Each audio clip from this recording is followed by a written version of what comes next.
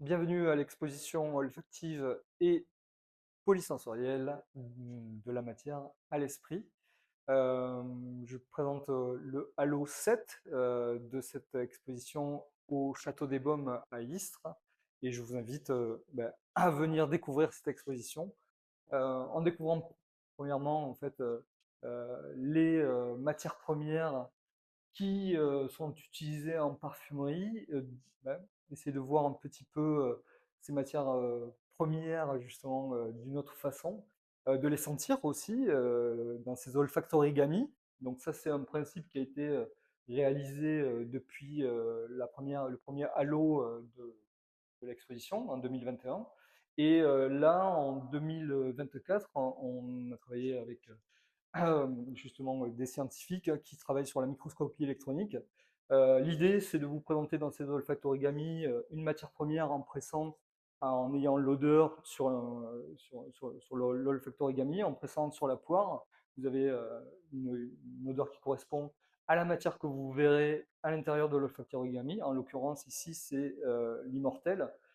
Et cet immortel, quand on la regarde au microscope électronique, eh bien, on voit des fragments visuels, des photographies de l'invisible, hein, comme vous voyez là, ici. Donc, c'est une partie de la fleur. Alors là, c'est pour l'immortel qui est associé à cette thématique un petit peu de l'esprit, de l'au-delà. Donc une fleur qui ne meurt jamais, hein, elle porte bien son nom, l'hélicryse. Et on a aussi d'autres matières plus connues pour la parfumerie, comme le patchouli, qui est à l'intérieur. Et ce patchouli aussi, c'est une plante dont l'odeur n'apparaît que lorsque elle est sèche, hein, et on va tirer une huile essentielle que vous pouvez sentir aussi avec le même principe ici. Et cette odeur de patchouli, et cette feuille de patchouli, elle est vue au microscope aussi électronique, et on voit justement ce côté un peu velu de la feuille qu'on ne verrait pas à l'œil nu. Ça a été réalisé donc en collaboration avec la couleur des électrons, une association de photographes en microscopie électronique, hein, voilà, donc je tiens à le saluer.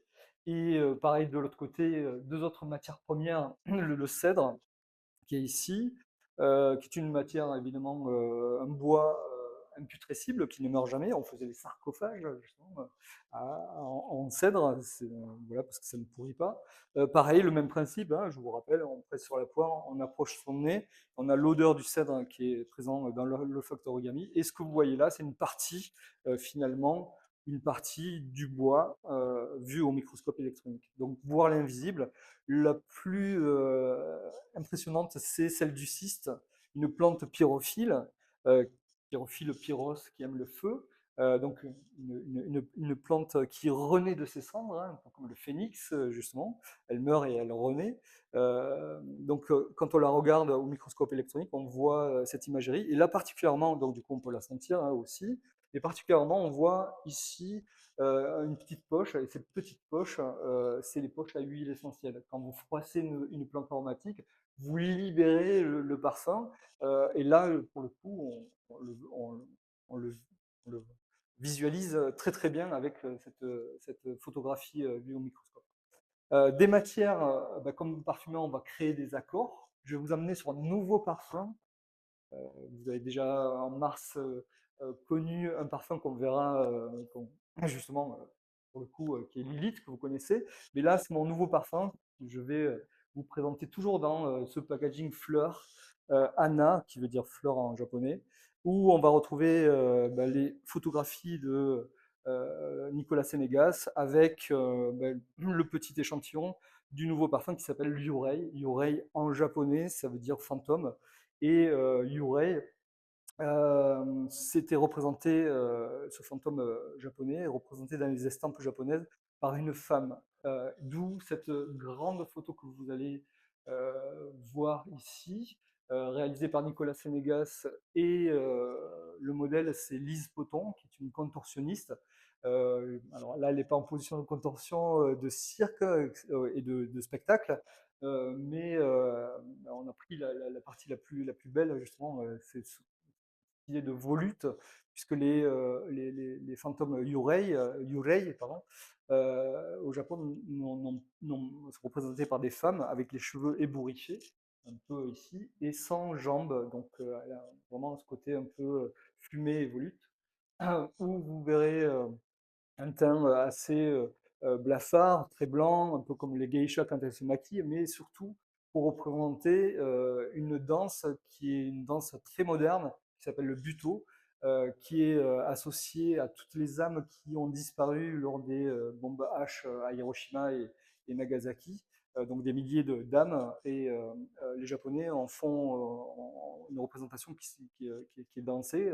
Donc tout l'art du corps qui représente vraiment aussi l'idée du parfum, hein, l'idée du mouvement dans l'air et de la forme, avec, elle tient dans ses mains aussi ce côté baudelairien, ces fleurs du mal, qui sont des fleurs de pavot, évidemment, pour ces paradis artificiels, puisque dans les fleurs du mal, il y a un poème qui s'appelle notamment Le Parfum, mais aussi Le Fantôme. Donc, il y a cette idée aussi baudelairienne d'avoir tous les sens, parfum, couleur et son se répondent finalement, hein, autour de ça. Euh, de cette image donc est née, enfin de cette collaboration est né un parfum, Yorei, mais aussi une composition musicale. Donc j'ai composé une musique autour de cette idée de parfum, de couleur, de photographie, d'image et de son. Et dans l'exposition, vous allez pouvoir sentir, pareil, dans des olfactorigami un peu plus grands, les quatre accords du parfum qui composent Yurei. J'appelle ça justement la décomposition olfactive de la fragrance d'un fantôme. Et notamment ici, par exemple, vous allez avoir une olfactorigami qui s'appelle l'icône, qui représente olfactivement l'encaustique, qui était une technique de peinture avant d'être un produit pour préserver les meubles ou les entretenir. C'était vraiment une technique où on va utiliser de la cire d'abeille justement pour ces représentations. Donc l'icône encaustique ici. Vous avez un autre accord qui s'appelle le sanctuaire pour évoquer les lieux de culte et notamment l'odeur d'encens est présente ici, un peu fumée, justement un peu brûlée, euh, puisque cette odeur d'encens elle est dans toutes les religions et on la retrouve vraiment dans le shintoïsme, dans le catholicisme, les religions musulmanes, etc. etc. Donc c'est pour vraiment représenter un petit peu cet univers des croyances en fait, et chacun a évidemment chacun sa croyance dans cette exposition. Ici, les deux autres accords qui sont le suaire, donc le drap du défunt, du fantôme, et pour évoquer et avoir aussi, on peut avoir un peu d'humour dans la parfumerie et dans la création olfactive. Ça sent un peu ces notes de fer à repasser et aussi de lessiviel, puisque le fantôme, il a toujours des draps propres sur lui, et donc oui, il prend soin de ses draps. Et le dernier accord qui s'appelle Enlace-moi, c'est un accord de parfumerie qu'on apprend à l'école pour les jeunes parfumeurs, les parfumeurs juniors ou les apprentis parfumeurs, les étudiants en parfumerie, qui s'appelle Enlace-moi en français, Hug Me. C'est un accord très doux pour évoquer cette sensation justement d'une présence autour de vous.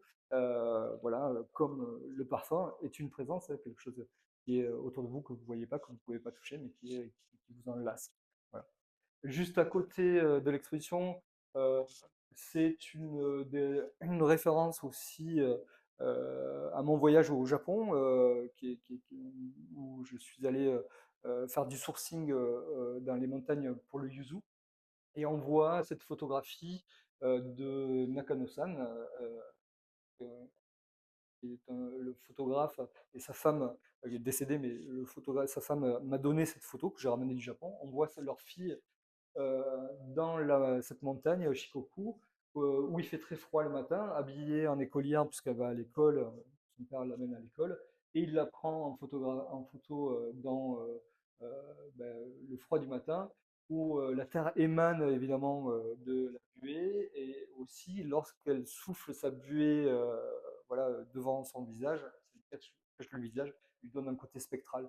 Ça m'a fait, j'ai adoré, elle me l'a donné, elle me l'a offert, cette photo, et c'est pour ça que je la montre aussi, parce qu'il y a un côté sans visage des évocations de Miyazaki, par exemple, aussi, voilà, que j'aime beaucoup aussi, et ces esprits qui sont aussi dans la forêt, qu'on peut retrouver aussi au Japon ou ailleurs d'ailleurs.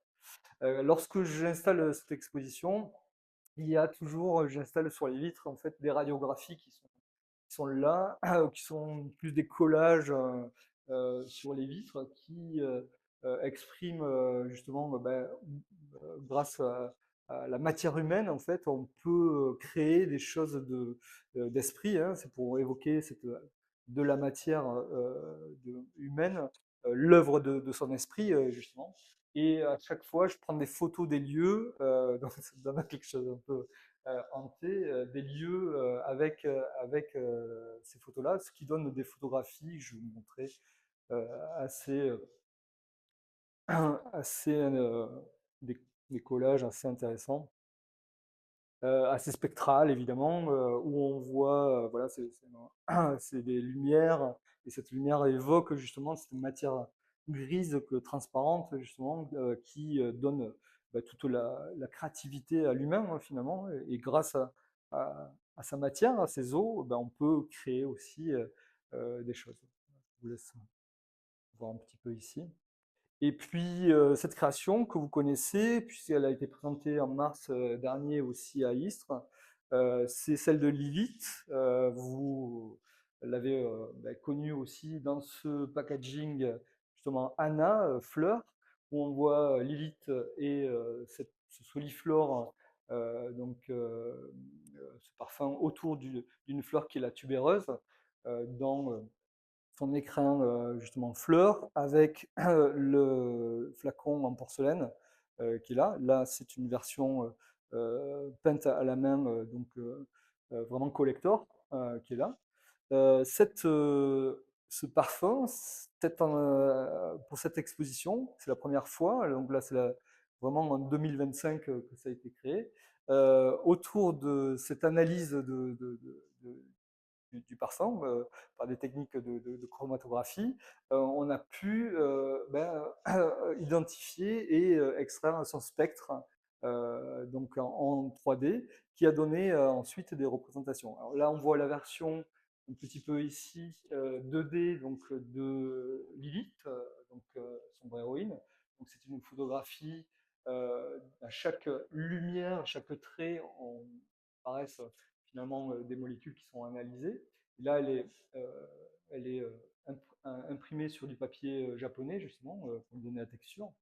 Et ensuite, de cette analyse, on a extrait une visualisation 3D qu'on a, grâce au professeur Luigi Mondello et Marino Simone Zoccalli, justement, eu ces données pour pouvoir, avec Eva Vedel, une designeuse, travailler sur l'impression 3D de ce parfum, de cette visualisation pardon, de parfum, excusez-moi. Et donc, on voit sur cette impression ici, sur du sable noir, ici, où Lilith a été imprégnée. Donc, vous pouvez vous rapprocher. Alors, évidemment, la sculpture, il ne faut pas trop la toucher, il ne faut pas la toucher du tout. Mais si vous vous rapprochez votre nez, puisque l'essentiel c'est de sentir, vous pouvez sentir Lilith sur cette version imprimée en sable noir. Voilà. Et chaque vague, chaque pic, chaque pauline représente en fait finalement les molécules qui composent justement le parfum. Donc on peut le lire dans ce sens-là, où on va voir les notes les plus volatiles jusqu'au cœur de tubéreuse qui est ici. La version plus grande est exposée ici, au milieu de la table aussi, où on voit vraiment la séparation de chaque molécule et de chaque odeur. Donc des notes de tête, hein, les plus volatiles ici, aux notes de cœur, et plus le sillage qui est vers la fin. Voilà pour cette exposition Halo 7 de la matière à l'esprit.